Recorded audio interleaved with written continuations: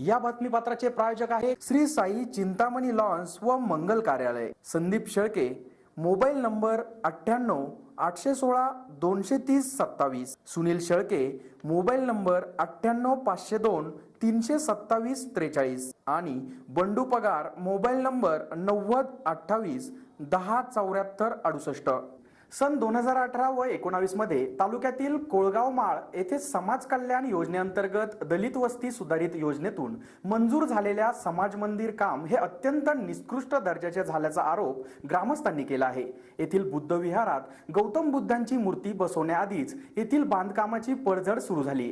वारंवार तक्रार करूनही याची दखल प्रशासन घेत नसून आता येथील ग्रामस्थांनी आक्रमक पवित्रा घेतलाय। तालुक्यातील कोळगाव माळ येथे समाज कल्याण योजनेअंतर्गत दलित वस्ती सुधारित योजनेतून सन 2018-19 मध्ये समाज मंदिराचे बांधकाम केले गेले। मात्र कामाच्या ठेकेदाराने अतिशय निकृष्ट दर्जाची वाळू सिमेंटचा वापर करून हे समाज मंदिर बांधले आहे। पहिल्या पावसातच समाज मंदिराला गळती लागली असून स्लॅबचा वरचा भाग कोसळला आहे। तथागत भगवान गौतम बुद्धांची मूर्ती ज्या ठिकाणी स्थापित करायची आहे ती जागाही पूर्णतः चिरली गेली आहे। या समाज मंदिराच्या अवस्थेबाबत ग्रामस्थांनी व समाज बांधवांनी वेळोवेळी याची तक्रार देखील सरपंच व ग्रामसेवकांना देऊनही त्यांनी त्याची दखल घेतली नाही। त्यामुळे आता येथील समाज बांधव रघुनाथ मोकळ, कैलास मोकळ, अशोक मोरे, कचरू मोकळ, उत्तम मोकळ, सूर्यभान गोरे, नंदाराम मोकळ, संपत मोकळ, अंतवन मोकळ, कविता शिंदे, भारती मोकळ, सोनाली मोकळ, शोभा पवार, सविता खरात आदींनी आक्रमक पवित्रा घेतला असून या कामाची चौकशी होऊन लवकरात लवकर दुरुस्ती करण्याची मागणी केली आहे। SN न्यूज साठी कोळगाव माळहून दीपक जगताप। मी कोळगाव माळचे सगळे ग्रामस्थ असून इथं बुद्ध विहार 2018-19 मध्ये मंजूर झाली। त्या कामाचे आता 6 महिने पण नाही झाले, त्याला पोपडे तडे जाऊन सिलिंग गळू राहिली, सगळं लिकेत झाले। आम्ही याच्या बाबत अगोदर त्या ठेकेदाराला 100 वेळा सांगितलं का साहेब तुम्ही सिमेंट बदलून घ्या, ते परत गाडी पाठवतो, दुसरी गाडी पाठवतो, त्यांनी हाय तेच केलं। खडीचं प्रमाण वाढवलं लावलं, त्यांनी खडी नाही वापरली। गंगाची वळ सांगितली, त्यांनी नदीची वाळ वाहून टाकली।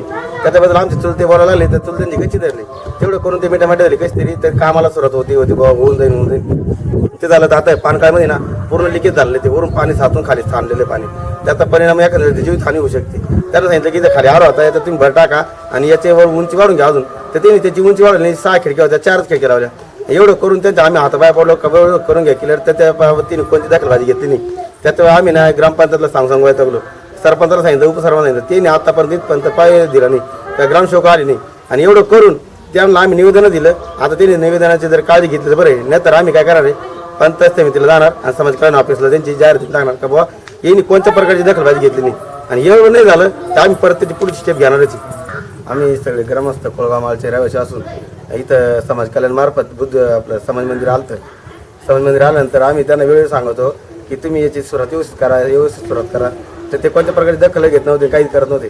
त्यांना वेळोवेळी सांगू तेवढं शेवटी आमचे चुलते ना त्यांना बोलले का तुम्ही याच्यामध्ये खडीचं प्रमाण वाढवतात, वाळू कधी कमी करतात, गंगाची वाळू नाही, तर त्यांनी त्यांच्यावर दादागिरीची भाषा केली।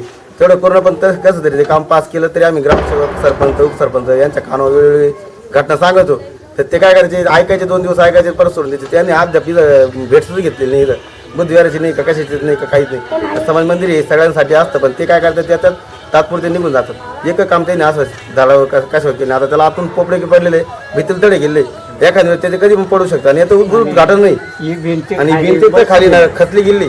यांना वेळोवेळी दखलबाजी करून त्यांनी काही विचार केला नाही आणि ती पण येते पण नाही। या कोळगाव माळचे ग्रामस्थ असून या ठिकाणी तुम्ही बघितलं आहे का वारंवार सांगून सुद्धा या ठेकेदाराने ऐकलेलं नाही।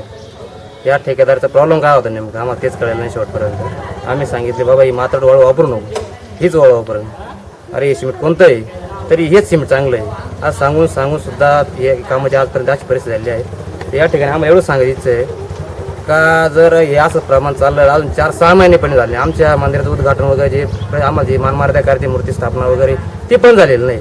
त्याच्या आज जर अशी परिस्थिती तर काय मूर्ती स्थापना करायची, कशा प्रकारे करायची। 5 ते 6 दिवस पाऊस चालला आता, 1 महिना 2 महिन्यापूर्वी, तर पूर्णतः पाणी जिकडे मूर्ती ठेवायची आहे त्या ठिकाणी पूर्णतः पाणी झालेलं आहे। अक्षरशः लहान मुलांनी इथल्या परिसराच्या मुलांना जमा करून आम्ही ते पाणी बाहेर काढण्यात आलेलं आहे। तर जर ज्यावेळेस आम्ही मूर्ती ठेवणार ती भगवान गौतम बुद्धांची, तिच्या जर अंगावरती पाणी पडलं त्या मंदिराचा आम्हाला उपयोग काय, आम्हाला एवढंच सांगायचं आहे। तरी ग्रामसेवक, सरपंच यांनी आम्हाला सांगून सुद्धा यांनी याची जर दखल नाही घेतली तर आम्ही पुढे काय ते करायचं ते करणार आहोत.